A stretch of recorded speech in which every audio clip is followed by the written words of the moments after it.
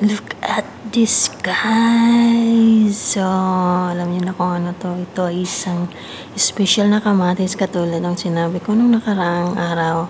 So, ipapakita ko na naman sa inyo yung mga different kind ng kamatis, guys. Ito yon, yung kulay green, yung special na ginagamit dito sa Saudi para sa fresh vegetable salad.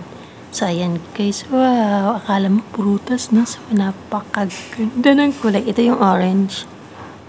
Ito naman yung ibang kulay na naman to.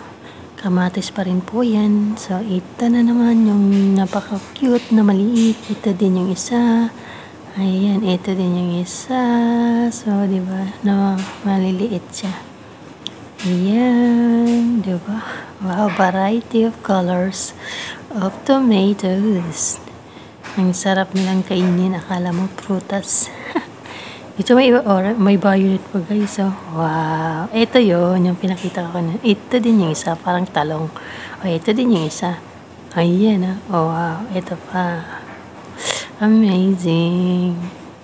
Diba? So, nakakita na ba kayo ng ganito, guys? Different kinds of tomato.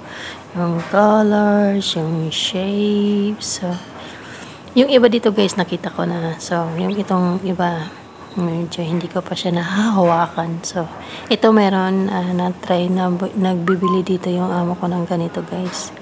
So, nilalagay nga namin to sa salad at kumakain din ako nito ng fresh na buo. So, yan, di ba? Ang cute niya, guys.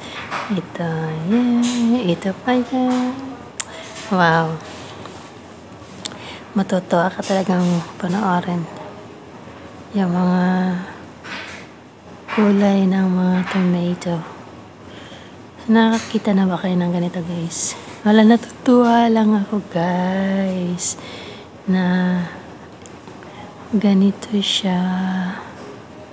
Diba? So, ito na yung sa amin. O, diba? Thank you for watching, guys.